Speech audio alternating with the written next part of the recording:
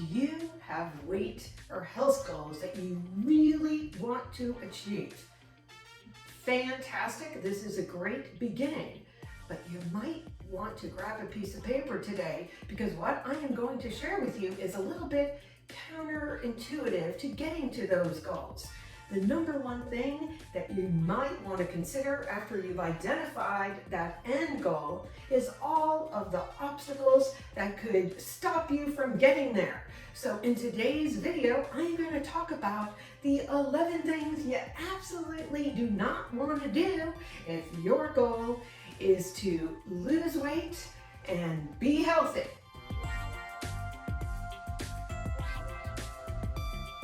Hi, I am Bonnie London, and after discovering the solutions to my own weight and health struggle for at least a couple decades, it is my personal mission to provide you with simple, easy to implement and understand strategies to help you maintain your preferred weight, best health, and of course, quality of life.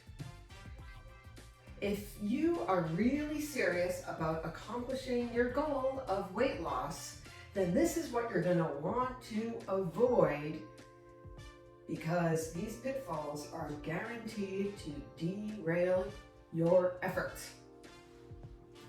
Number one, have diet mentality. Now, what is that exactly? Well, people who have a diet mentality, even if it is something healthy that they're trying to do, it's an all or nothing.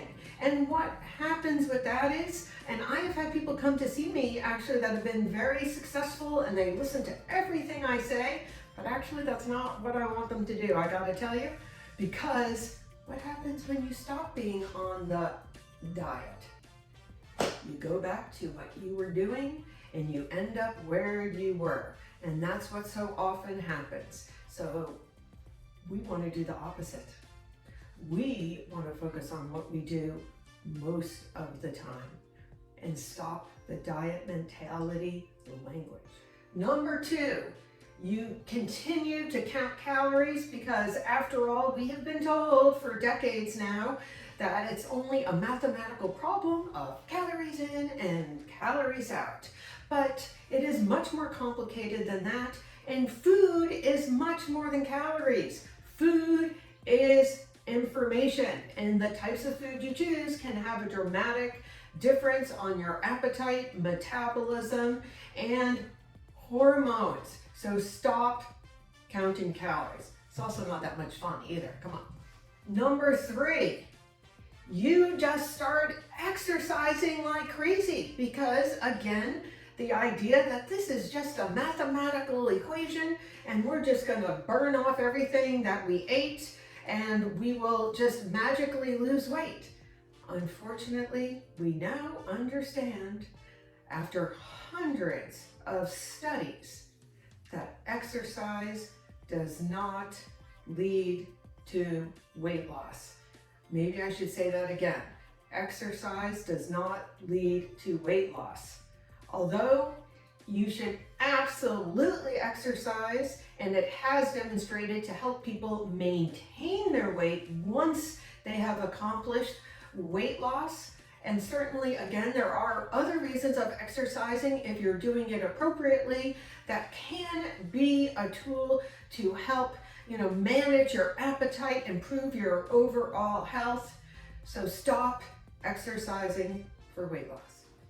Number four, you are labeling foods as forbidden or a cheat food versus ones that are accepted that you can be eating all the time. We need to take away these labels because it actually is totally counterproductive. When you start labeling something as forbidden, guess what happens? You want it even more. Growing up, my mother and I would go hysterical because my grandmother would always announce that she was having such and such food, but it was just a cheat. And this turned out to be a regular thing that went on. And bottom line is this idea is kind of funny. It really doesn't work. Certainly a better strategy is to focus on the foods you need to support your goals, but nothing, okay? Nothing is off of the quote-unquote list. Number 5, you fail to consider your environmental influences. This is something I talk about with every person that walks into my office because it is the biggest effect of you being successful or not. If you do not have the bread, popcorn, ice cream, or whatever it is that can trigger you in your eyesight, it's going to be a lot easier not to eat them. So set up your environment for success. It's more complicated than that, but that is definitely the basic idea. You want to make the habits that are positive, that you want to engage in, easy to make happen. Having the sneakers out, having your food ready, and then those other habits, difficult to make happen. Okay. You are not eating enough protein. If you do not eat enough protein, this means that you are going to be hungry. And if you're hungry, trying to lose weight is going to be difficult. And certainly there's many ways to get protein, but I would just impress on you that it needs to be a priority. How many people come in and see me and at breakfast are eating a high carbohydrate diet, which again, the biggest message here, it's not that I am telling you to totally exclude all starchy carbs, but what is actually more important for you to put into your plan is making sure that you hit the ground running in the morning with some high quality protein that is going to set you off for the races for the entire day. Certainly a protein shake, eggs, and there absolutely are a lot of vegan options too, but you do need to think about it to be successful. Number 7, not getting any support from maybe your family or friends that you spend the most time with. The people in your life really want the best for you, but they're not mind readers. So my suggestion is get them to help support you. Tell them what you need. You're not asking them to give up, the bread or chips or fries, whatever it is that they love. But perhaps what you could do is tell them what you would love to help you with the goals that you are trying to accomplish so that they could be supportive and not derailing. Number 8, you don't stay on a schedule every day with eating. So you're eating at all random times. Maybe you don't even have, 2 or 3 basic meals and you're doing snacks. Sometimes eating as late at night, like right before bed, which we know now is very detrimental for weight loss and appetite and how we store the calories that you consume.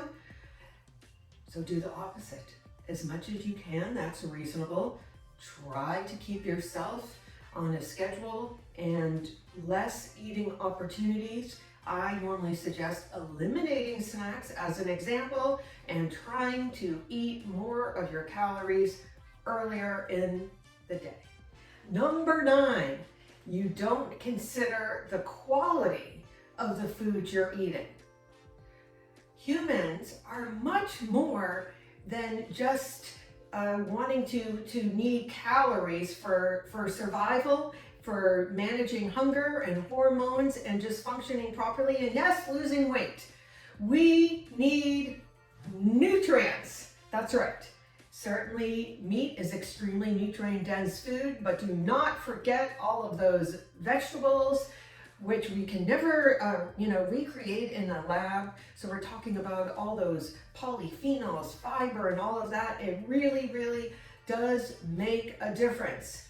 Choosing high quality, nutrient dense food, it might be exactly equal in calories, like the Doritos versus kale chips, but I promise you, you are going to be more satiated, be able to manage your weight and feel so much better when you focus on high quality nutrients. Number 10, you're not making sleep a priority. This is huge. In fact, when you sleep is the only time that you actually are burning fat, building muscle, and yes, helping to manage stress, which then the next day can all help but make you do better decisions relative to food, activity, and everything else. Finally, number 11, you're not managing your stress. Now, many people appreciate the fact that when they're stressed, they might have some different food choices, correct? But what people may not consider is that when you are chronically stressed, digestion, your immune system, and other processes are no longer a priority. So trying to really get a handle of the stress, which we cannot avoid, by the way, could really go a long way in helping you achieve your weight loss health goals. Well, that's it. The top 11 obstacles that could derail your weight loss success. So what should you do? The opposite. Listen, everyone that comes to me, they have an intel in where they go wrong, and so do you. So taking a brief moment to really think about your goals and then identifying all of the obstacles that could absolutely get in your way, that have done it before, that will really transform everything from going from just wishing things could be different to actually having things be different. Please let me know in the comments if you have tried any of these strategies today that I have mentioned. I would love to hear about it. That would be great. And if you found this video helpful, please like, subscribe, share. And if you also would like to know what a personal plan might do for you, there is a link in the description below to book a no-cost call. I look forward to seeing you in the next video.